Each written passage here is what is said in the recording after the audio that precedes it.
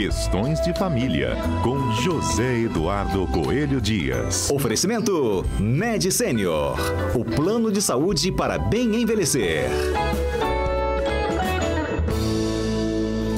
Zedu, bom dia. Bom dia, Patrícia. Bom dia aos nossos queridos ouvintes da Rádio CBN. Então, estamos fazendo uma série falando sobre a evolução dos relacionamentos, né? E hoje você vai explicar pra gente a diferença entre união estável e namoro qualificado. O que é um namoro qualificado? Vamos lá, Patrícia. O que acontece? Nós tivemos, né, no passado, uma relação bastante, uma evolução, uma progressão das relações afetivas bem delimitada. Não é do seu tempo, porque você é novinha, mas os mais antigos, como eu, vão lembrar que havia uma diferença flagrante entre namoro, noivado e casamento, não é? Uhum. E tinha a paquerinha também, que é quando vocês se olhavam de longe, aquela coisa toda.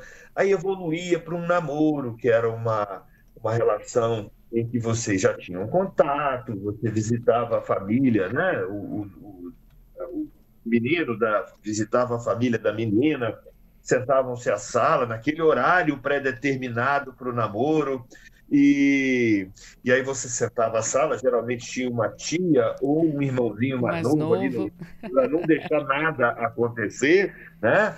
Como se isso fosse suficiente para impedir alguma coisa, né? Mas, enfim, havia isso tudo, e aí depois vocês ficavam noivos, né? As pessoas ficavam noivas, era um compromisso maior.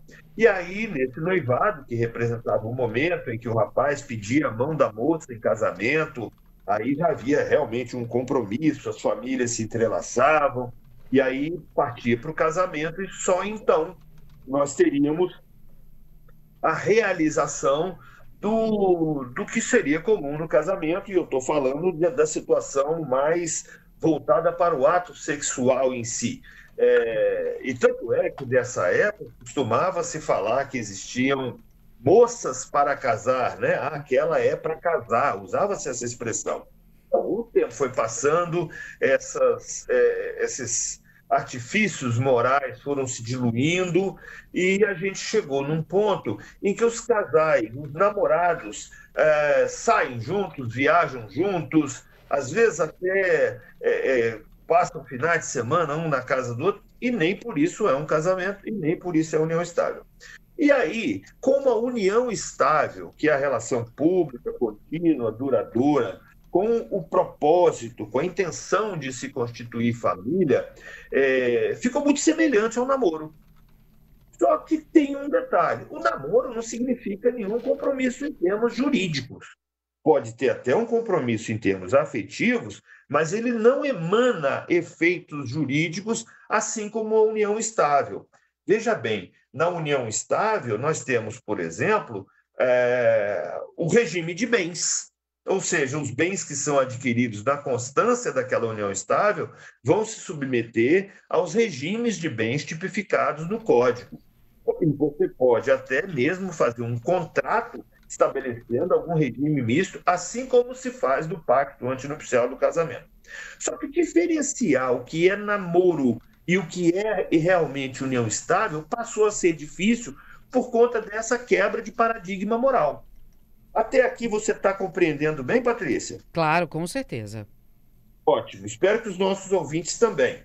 Então, veja bem, passou a se ter a necessidade de delimitar, de dizer o que é o namoro, o que é a união estável. Por quê? Porque no namoro de hoje em dia, as pessoas agem de forma praticamente igual ao que se vê numa união estável.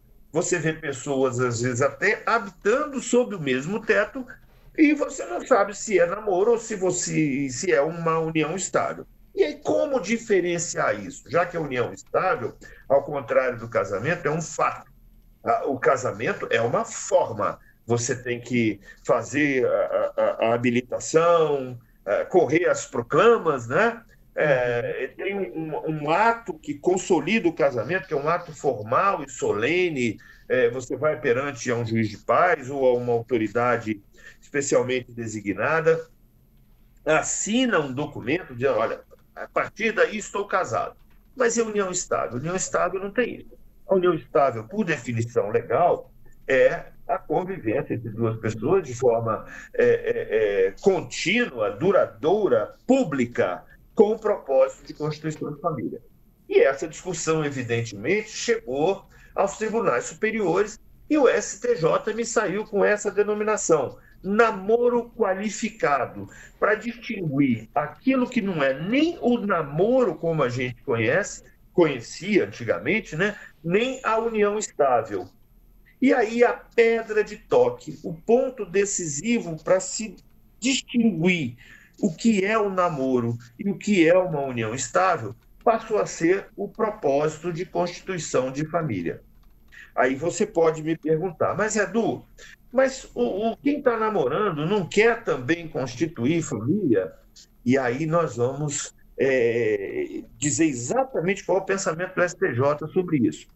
E é o seguinte, se no namoro nós temos uma relação pública, namorados não se escondem, né? A não ser nas exceções, enfim, na união estável também. Um namoro pode durar muito tempo. Então, nós temos uma união contínua e duradoura. Então, nós estamos preenchendo aí, no que a gente olha para um namoro e que olha para a união estável, a gente vê esses elementos de coincidência. Relação pública, contínua e duradoura. E qual seria, então, a diferença fundamental? É o propósito de constituição de família. Você pode...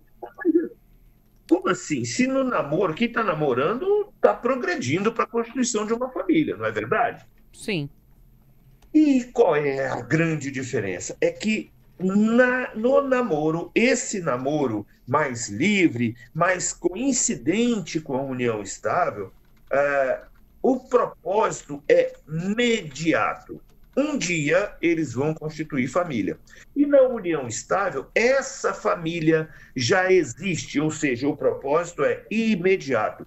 A partir do momento que a gente vê que as pessoas já vivem como família, aí nós temos uma união estável. Se esse propósito, apesar das coincidências, é futuro, nós vamos chamar de namoro qualificado. Ou seja, a união estável já existe, a família já existe. No namoro qualificado, um dia pode ser que exista essa família. A união estável gera efeitos jurídicos, o namoro não gera nenhum efeito jurídico. Agora, como diria aquele famoso coach aí, pegou o código? Peguei o código. Agora, deixa eu te perguntar uma coisa. Algumas pessoas ainda têm em mente que família, formar família, é necessariamente ter descendentes, ter filhos naturais ou adotivos. Como fica numa situação dessa? Família de dois. Não existe família de dois. Família é quando você tem filho. Não, isso já acabou há muito tempo. Isso aí é por conta de uma situação que a gente tinha no ordenamento jurídico anterior, antes da Constituição de 88, em que a família só existia se fosse formada a partir da conjugalidade, ou seja, a partir do casamento. Você só existia em família se você fosse casado. Nós tínhamos, nesse momento da nossa história jurídica, a família como sinônimo de conjugalidade. E hoje não é mais assim. Hoje, a partir da Constituição de 88, nós começamos a lidar com outras formas de família, inclusive mantendo a família conjugal. Não acabou a família conjugal. O casamento ainda existe, é uma instituição que deve ser prestigiada, tanto deve ser prestigiada que o legislador constituinte de 88, quando o sacramento, que já existia, né? Quando sacramenta juridicamente a união estável, ainda vai dizer lá na própria Constituição que todos devem facilitar a conversão da união estável em casamento. E mostra um inequívoco prestígio ao casamento. Mas cria também as chamadas famílias anaparentais, formadas por um só descendente. E a proposta de Código Civil, que está tramitando pelo Congresso, Patrícia, vai mais longe ainda. Cria aquilo que também a gente já vê como existente, que são as famílias formadas a partir da afetividade, ainda que não haja conjugalidade. Vou te dar um exemplo. Vamos imaginar aquelas pessoas que resolvem, ainda que sem vínculo de parentesco, que resolvem, por exemplo, morar juntas, dividir aluguel, dividir supermercado, participar de programações juntas, tal, ainda que não haja conjugalidade, ainda que não haja relacionamento erótico entre essas partes. Nós vemos inúmeras pessoas, incontáveis pessoas vivendo nessa forma sem proteção jurídica. E aí é aquela história, se um está devendo o aluguel, o outro também está. É a mesma coisa que acontece nas famílias conjugais. Então, é preciso que essas pessoas também tenham reconhecimento jurídico. Então, hoje, nós temos a família como um porto, como um lugar de busca da felicidade, como um lugar de busca da segurança, né? E não apenas em busca da satisfação erótica. Agora, Zedu, ficou uma perguntinha da última segunda-feira para a gente responder, na verdade para você responder hoje. O Hernandes aqui dizendo, no reconhecimento de união estável no cartório, pode colocar a data retroativa e informar quando iniciou a união estável? No caso, nós já estamos em união estável há 20 anos. Eu vou explicar como é que funciona isso. Isso aí é o seguinte, o que é feito no cartório é uma escritura pública declaratória. Ou seja, duas pessoas comparecem mediante o oficial do cartório e dizem, olha, nós temos essa situação jurídica que nós queremos consolidar num documento público. Então, sim, você pode declarar desde quando você está naquela situação de união estável, ou seja, teria efeito retroativo, sim, tá? Por quê? Porque esses documentos assinados por duas pessoas na presença do tabelião, eles fazem prova em face daquelas pessoas que estão declarando. Então, se são dois os declarantes, nós temos como provado para esses dois que entre eles existe uma união estável. Okay. Isso pode ser até contestado por terceiros que não participaram daquele ato? Pode, mas a verdade está estabelecida entre aqueles dois, apesar de declarações firmadas perante uma autoridade pública e de forma livre. A livre manifestação da vontade vai determinar a confecção dessa escritura. Tá? Um minutinho final, mais uma pergunta aqui, o Max. Olha, já estou junto com a minha esposa há 13 anos e temos 2 filhos. Nada no papel. Ela já tem algum direito? Porque ela está me cobrando todo ano para a gente casar logo. Eu, se fosse ela, não casaria, não. Se eu fosse ela, faria uma escritura pública de união estável e aí sim, com essa escritura pública de união estável, declarada pelos dois, aí sim partiria para o casamento. Fora isso, não. Ela sim, olha só, até na pergunta, ele a chama de esposa. Ou seja, a família já existe a união estável. Só dele chamá-la de esposa, publicamente, aqui, ó, perante todos os ouvintes da CBN e daqueles que ainda vão ouvir depois no podcast, né? Com certeza ele já tem uma família, já tem uma união estável.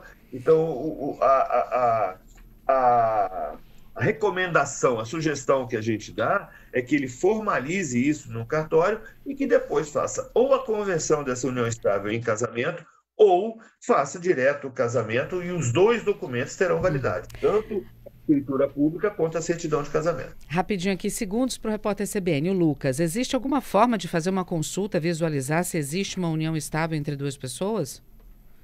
Agora está começando a existir, porque agora se facultou o registro no cartório de registro civil, né? no registro mesmo, e não só as escrituras. Mas, como eu estava dizendo, a união estável é fato. Então, é um fato que você tem que provar. Mas, para alguns casais que já fizeram registro, né, no registro civil, já verbaram a sua escritura no registro civil, essas já são identificáveis de uma forma mais fácil. Acho que ele está colocando aqui para evitar que uma pessoa tenha a declaração de união estável entre 2 pessoas, com 2 pessoas diferentes. Isso é um problema sério, que a gente pode até falar numa outra oportunidade, já foi objeto até de avaliação das cortes superiores, mas não pode. Assim como o casamento não admite a bigamia, né? Uhum. O união estável também não. União estável é só uma de cada vez. Zedu, querido, muito obrigada mais uma vez por estar conosco, esclarecendo os nossos ouvintes. Uma boa semana para você. Para todos nós. Semana que vem estaremos de volta, se Deus quiser. Até segunda-feira. Tchau, tchau.